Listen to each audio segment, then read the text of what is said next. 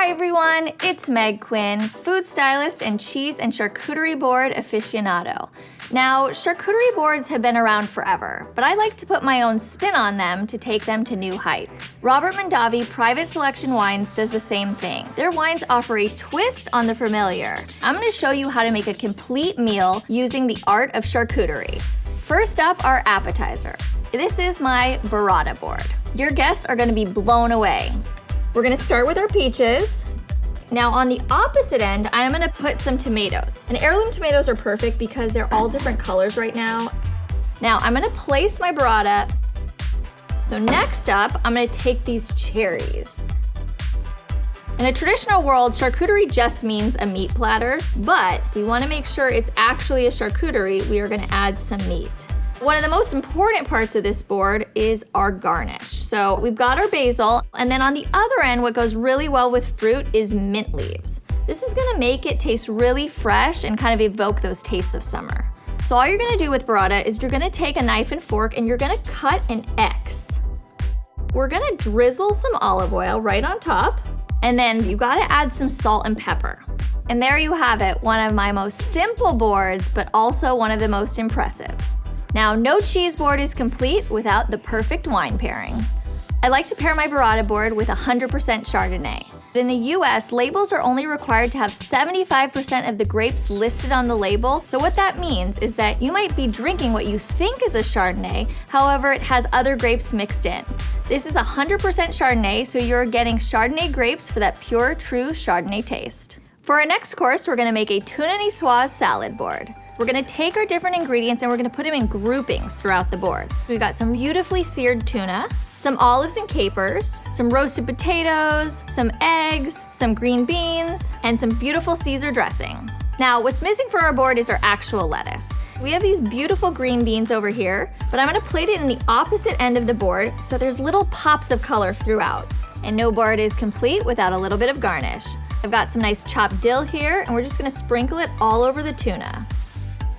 And now that our board is complete, we're ready for our wine pairing. We're gonna pair this salad board with an 100% Cabernet Sauvignon.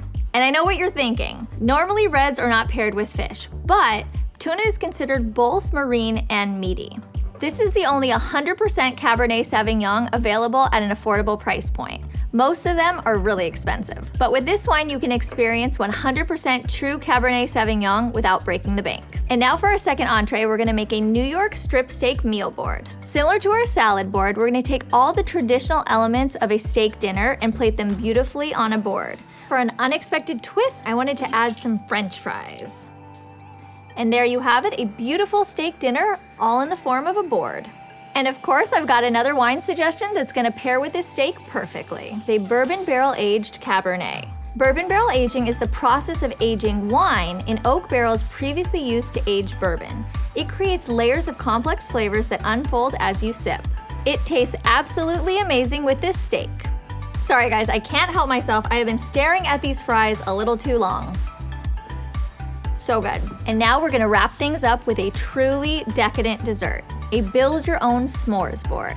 You're gonna take all the elements of a traditional s'more, but you're gonna go one step further. This is one of my favorite food styling tips. What I like to do is I like to take ingredients and I like to fan them out around the board. I'm also gonna add dark chocolate, some white chocolate, and even some cookies and cream chocolate. Now that we have all our chocolate placed, I'm gonna add in some berries. Now this adds a nice little bit of color, but also gives an option for people that maybe don't want chocolate. I don't know who those people are, but it's always nice to have some fresh fruit on your board. And now that our dessert is done, I'm gonna give you one final wine pairing for this epic meal. This rye barrel-aged red blend is a delicious complement to our s'mores board. This wine is aged in barrels previously used to age rye. This unique aging process adds a hint of sweet mesquite to the wine's ripe fruit flavors. Now let's take a moment and gush over these gorgeous boards. We started off with our cheese and charcuterie, moved into a really fun way to eat salad, transformed a traditional steak dinner, and finished it off with a gorgeous dessert board, all while pairing it with delicious wines. I had so much fun today teaching you my tips and tricks for pairing charcuterie boards and delicious wines. I hope that you use them for your next gathering.